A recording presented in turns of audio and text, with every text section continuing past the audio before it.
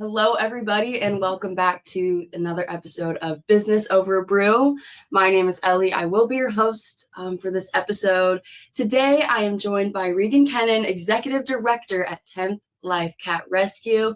Reagun, welcome to the studio. How are you doing today? Good. Thank you so much for having You're me. welcome. Thank you. I'm really excited. I mean, personally, I love animals, kitties, dogs, all of it. But I'm really excited to hear about the mission, the work you guys do. So I guess let's just jump right into it. So tell me the story behind how 10th Life Cats Rescue came about, what inspired its founding. I want to hear the origin story. I want to hear everything. Sure. So our founder, Elizabeth Frick, started 10th Life back in 2009. Wow. So a long time ago now. Yes. And she started 10th Life because she recognized that while there were cat-focused rescue organizations in St. Louis, there was not an organization that particularly focused on cats with special needs and injuries. Okay. So she found there was a lack of resources for these cats.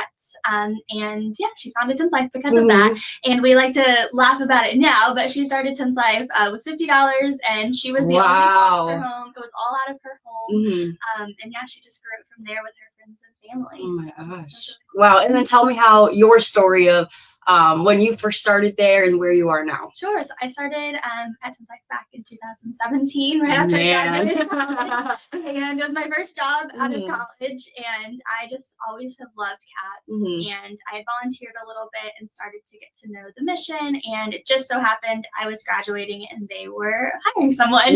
So I was like, me. And yeah, from there I've stuck around because I love the mission so much, and I love the people and just getting to do the work. Right. Exactly. And, you just mentioned that, something that maybe is different from a separate cat rescue is that you do focus on cats that are injured, special needs. I'd love to learn more about that. And maybe, just in general, learn more. I'm not very familiar in that world. I lived with cats, but they were my roommates' cats in college. I've never had my own, but I have come to absolutely love them.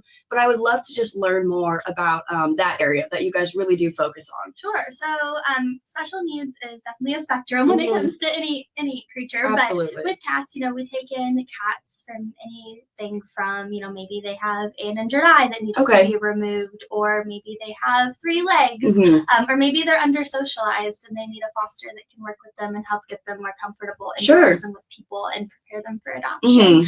So while we have a lot of sick cats and cats with injuries, we also work with local organizations that maybe take in cats that they don't have the capacity for that have these special needs, and we'll help them and take on those cats that are a little bit more needy. Right, definitely. And then what does that process look like almost to rehabilitate a cat and, provide them either foster home or just better care overall? Yeah, it takes a village. So it takes having a foster home that's able to get them, a safe place and love and care, and it takes a lot of veterinary care. Yes, definitely. We have some amazing partner veterinarians that we work with in the St. Louis area that help us tremendously, rehabilitate these cats and get them to a point where they're healthy and happy and have a good future. Right.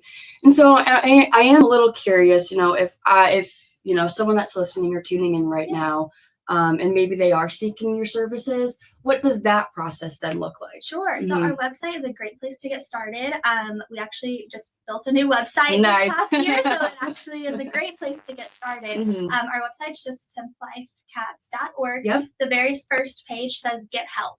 And people can go there and find resources on what to do if they've found a stray cat or kittens. They can find rehoming options. They can find low-cost veterinary care options, all that good stuff. And if they're specifically looking to request help from 10th Life, there is a page that talks about our admissions process. We start that process through a form on our website that just helps us collect information about the specific cat to determine if we have an appropriate foster home. So it all starts from there. We do prioritize, again, strays or cats that are at other facilities, and then also in the St. Louis metro area. Right. And I know that somebody also is going to be listening saying, I want to help. How do I help? How do I volunteer, donate? So tell me all of that. Yeah, there's so many ways people can get involved. So we have an adoption lounge on Cherokee Street in the city, in St. Louis City. And we house up to 40 cats in that space. And so it's mostly a free roaming space. We do have a room that has a more typical kennel environment where we sometimes house sick cats or cats that are just awaiting a foster home. Sure. But we need volunteers every day of the week to help care for those like cats. You said, it takes a village. Yes. Imagine, caring for 40 cats can take a lot of energy and time. So every day of the week we need volunteers to help out at the lounge, and we always need foster parents. So, somebody listening has an extra bedroom or an office, even if they have other cats. Because that was about to be my question. What if they have other cats or even any other pets, animals? Sure. So that's totally fine. Most of our foster parents have a house full, to be honest. And we do ask that the foster cat is kept in their own space, at least until their veterinary care is done. We never want to put, resident animals at risk of catching any communicable diseases or anything like that. So we do ask that the fosters have an isolation room. That can be, again, that can just be a bedroom or an office. Some people block off their kitchen somehow. People get creative so they can separate the animals. But fostering is so rewarding. You really get to see a cat often just come off the streets, kind of sad, sometimes hurt or sick, and you get to play such a big part in getting them healthy again and to a point where they can find their forever home. And it's really a fun process.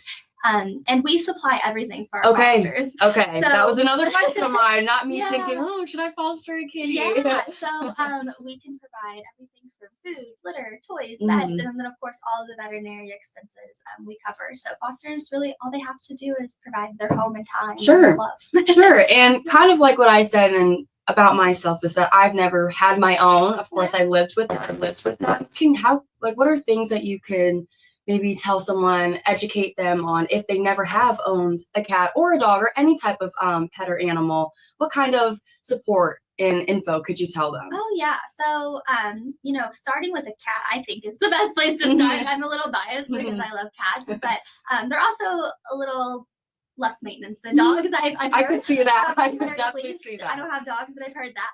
And cats are pretty self-sufficient, so they don't need a ton from you. It is sort of a myth that cats are aloof. A lot of cats do want your love and attention. Right.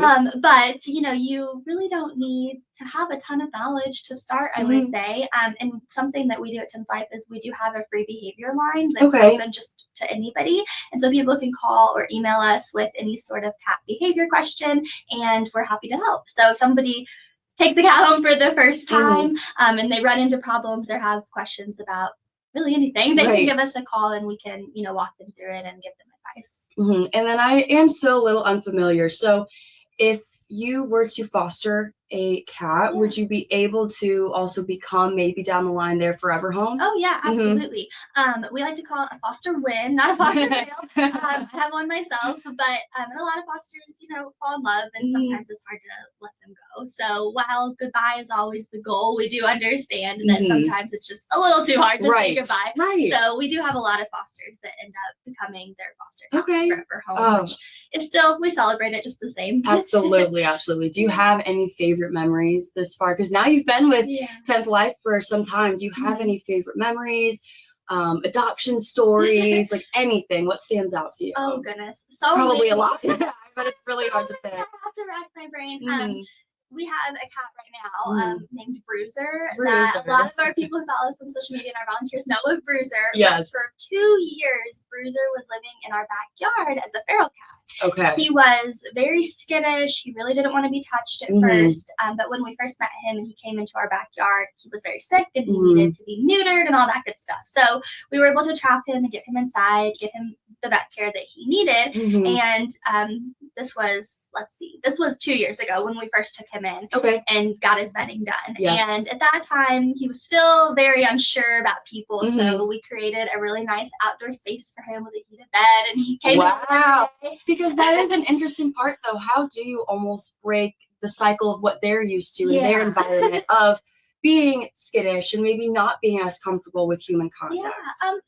I think for every feral cat, it's not necessarily possible. Some feral cats are never going to get really comfortable with people, and we're okay with that. If we have feral cats show up that need care, we will care for them from our yard. And a lot of people that work in the TNR realm of cat rescue do this a lot, where they care for whole colonies of cats. Oh, wow. But so Bruiser, he was released and he ended up living in our yard, and we really good care of him him and everything. Well, last summer, it just seemed like it happened overnight. He decided to trust us. And it was gradual, but he would start with rubbing up against your leg. Sure. And then eventually he was sitting in people's laps. Oh my gosh. And so finally we said, okay, you're coming inside. So we got him inside, and he got to go to a foster home. And I actually just heard that his foster mom is going to adopt him. So he had a really good story. He really bonded with her resident cat that she had. Okay. And he loves other cats. He loves people, and he had such a transformation. So he's probably my favorite. Right. And I mean, it probably, like, what you guys do there, it is just so rewarding. It is. I feel like every day there's always going to be some sort of win and some sort of good that comes out. I am interested. Are there any misconceptions about cats in general, cats with special needs or injuries, that maybe people out there are a little hesitant to, which when they really don't need to be? Yeah, I think probably the one that first comes to mind is, sometimes people will come to us with behavioral challenges and think that their cat is mean or out to get them in some way. And cats don't really understand like retaliation, so they aren't trying to get back at you for something, or they aren't mad at you. A lot of times if cats have behavioral challenges, there's something underlying going on. And something, the work that we do with our behavior line is we try to walk people through untangling that. Sometimes it's a veterinary issue, and they need, veterinary care. A request that we get to help with a lot is cats who are going outside of the litter box, which of course is a terrible problem, and it's happening in your house. But a lot of times there is an underlying medical issue. So once they go to the vet and get that straightened out, the behavior stops. So we work really hard to just help people through those challenges. But I think that's probably the biggest I can think of, is that cats are having negative behaviors. Because they want to. I don't really understand that. So I always hear that cats have like such high senses and can, this might sound silly, but I saw a video, I think it was on TikTok, but like they'll lay on you and they can almost like something with your heartbeat or your breath. Tell me all that type of information about how intelligent and smart cats really are. Sure. So I'm not an expert, but Disclaimer. From personal experience, they are so intuitive. Yes. I mean, for example, like one of my cats, if I'm upset, if he senses that I'm upset in any way, if I cry, he freaks out. He starts meowing at me. He wants to be on top of me, and he wants to comfort me and console me. And I've heard a lot of people talk about, their cats do that. Like if I'm sick and laying down, one of my cats wants to be on me. And I've heard that a lot of people say this, and I think it's true, but purrs are very healing. Cats do purr sometimes to self-soothe themselves. So I like to think that if they're doing it on me, they're trying to soothe me too. I think that they really pick up on our emotions. How interesting, because I'm going to go back to when I was living with the cats. And like I said, I had never been around cats before. And I'm from a dog family. We've only ever had dogs. So I'm used to like loud, rambunctious, like jumping on you, licking you.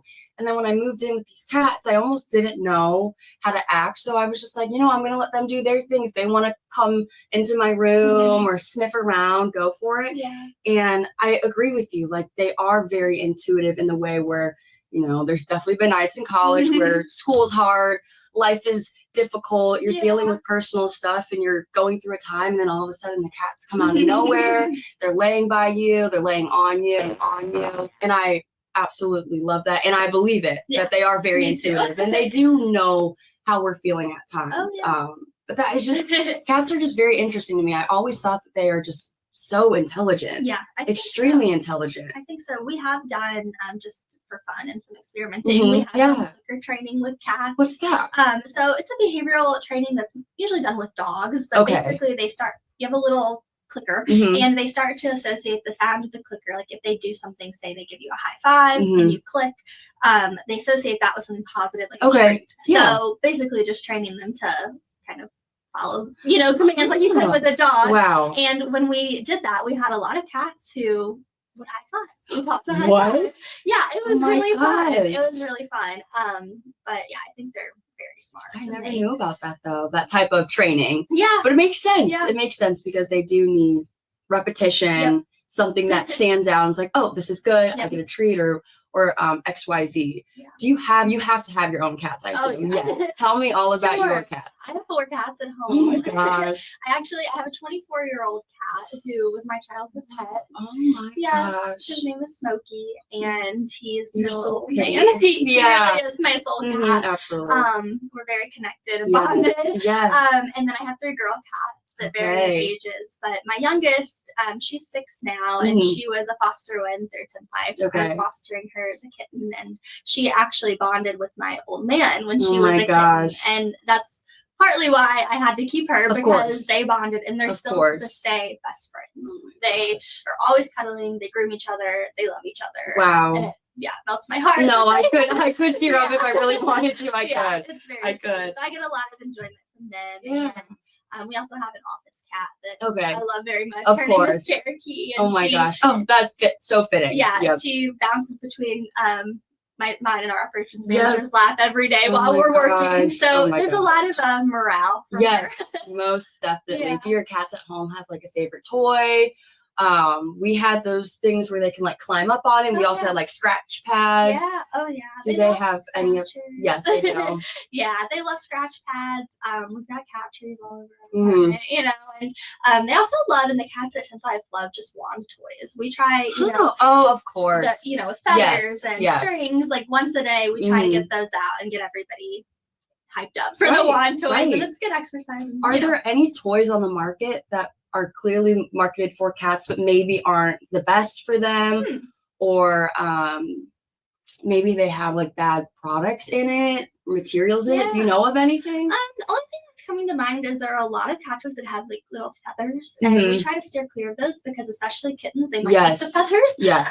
And that would, not be good if they ate it and you had to rush them to the emergency vet. So we try to stay clear of anything that just has anything that they're easily able to eat. So little feathers, tiny, like balls that have little bells. Like we try to stay clear of really just anything they might want to eat. Might want to eat, choke on. Yep, that makes sense. And then I'm trying to think that if I were to foster a cat or even let's say adopt, I know that if I walked into an animal store that was filled with cat litter, food, toys, I almost might be overwhelmed because there's so many options. Yeah. Do you guys have favorite litter that you use, food that you use? Overall, do you have favorites that if somebody out there is like, maybe I should change my litter, like what's a good one or what's a good food to feed them? Sure. So we love Tide Cats. The original Tidy Cats is always what we gravitate to and what I gravitate to at home. We also really like Pretty Litter. Okay. More expensive side. Yes. But Pretty Litter is really nice. The one that changes color or something? Okay. So so it can detect health issues. Oh, okay. Yes, I remember reading about that. So that's nice. So if we've had cats that have urinary tract or kidney issues, that's really nice to use as a tool for their health. And again, Purina being in St. Louis is awesome. So we love Purina products. We also like Instinct. They're another local St. Louis company as well. That we utilize their products too. But we, we rely heavily on donations. So any food that is healthy and quality that we get donated, we will use. But for people shopping from home, I always of course suggest the local brands. Of course. So Purina and Instinct are really great. And then if somebody does want to donate anything, how do they do that? Do they just drop it off with you guys, or is there a certain area where there's drop-off boxes? So we always, of course, are in need of donations. In-kind items are wonderful, and if people visit our website, they can find our wish list. Okay. So we have an Amazon wish list and a Chewy wish list, so they can find the items that we utilize most, and they can even just purchase it and ship it straight to us, so they don't have to do anything. But if they want to drop donations off, we actually have them email us, and we set up a time for them to drop it off. Okay. We right now are only open by appointment, so it makes it easier, so we know that they're coming by and we don't miss them. Yes. Okay. Well, that's really good to know, because I feel like whenever I listen to any sort of podcast or I hear something on the radio or on my phone, I'm always thinking to myself, what is something I can do like right now that is easy, but it also gets the job done. I am able to provide whoever with the quick things they need. So that's really helpful. Just to head to the website. And again, everyone that is listening, obviously we're going to have the website and everything is going to be down below to make it very easy.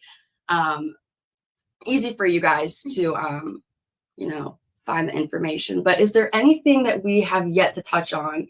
I know we both have our notes out. We are both organized girls this morning.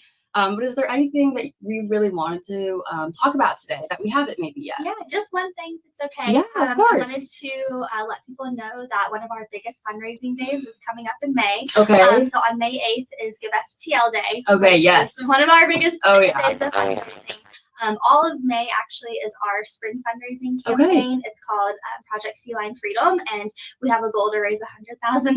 Wow! For our veterinary fund to provide veterinary care for all the cats that we take in this year. And so just letting people know about that. Absolutely. And again, on our website there is a donate page. Yes. And come May there will be all the information about our spring campaign. Okay. But I don't think early giving has started for STL Day yet. Yep. But early giving will start fairly soon because it's still a little ways out. But it is May 8th. So May 8th. Mark your calendar. Can you believe that though? May 8th is it. I know. It seems far out, but it's really not that far out. Yes, I know.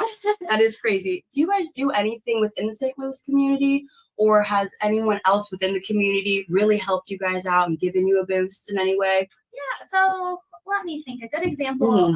So we do as much as we can. We are a pretty small team. We only have 2 full-time staff and rely on a lot of volunteers. But we do Pride every year, so we'll be at Flower Grove Pride this year. We actually are doing a fun beer can collaboration fundraiser. Oh wow! Yeah, with 6 Mile Bridge Brewery. Yeah, it's not officially announced yet, but we actually got to meet with them yesterday and see the can and taste the beer. Wow, that's so fun! And they'll be donating a portion of the sales of that can to us, which is really cool. Oh my gosh. And then one thing that also we do in the community is we have a program called Feline Cat Companions, where we take cats to local assisted living facilities and just hang out with the residents and let the cats, let them play with the cats and love on the cats. Yes. That's really, really Do you fun. have any memories from the times that you guys have done something like that? Yeah, it's just so heartwarming when, in the assisted living facilities, they're typically not able to have cats, of course, but a lot of the residents have cats and really miss their cats. So it's really nice to be able to, just see their faces light up when the cat sits in their lap or they're playing with the cat. And usually the cats we take to are very interested in the people. I would assume that they are very people friendly, want to be around people. Yeah, they love human interaction. So that's really special. And then one last thing that's coming up is Brick City Yoga in St. Louis is a local yoga studio that we just love and that we do a lot of fun things with, but they're having a fundraiser for us in April as well, where we'll be bringing kittens to their yoga studio and sign me up. Sign me up. Yeah. Oh my God. So that's super fun. Yeah, they're called Brick City Yoga, and they do a lot of special things in the community and help us a lot to raise money. So wow. So you guys do have a lot coming up. Yeah, we do. Oh my gosh. You guys are going to be booked and busy. Yes, absolutely. Yeah. Oh my gosh. Well, we will also then make sure any of the links or anything else that we just talked about with events coming up, I'll make sure to put that down in the caption so everybody can see it. But that is so great to hear that you guys are so busy and you're doing so much with the community, and the community is doing so much for you guys. Absolutely. That is really awesome to hear. And that beer collab and how the sales portion of the sales are going to go to you, I just think that is so interesting and like an awesome way to really rally the St. Louis community. Yeah, it's really fun. I've always said there's something about the STL community, like we really do show up for each other 100%. Yes. And half the time it's over the top. People show up and show out. So that is extremely exciting.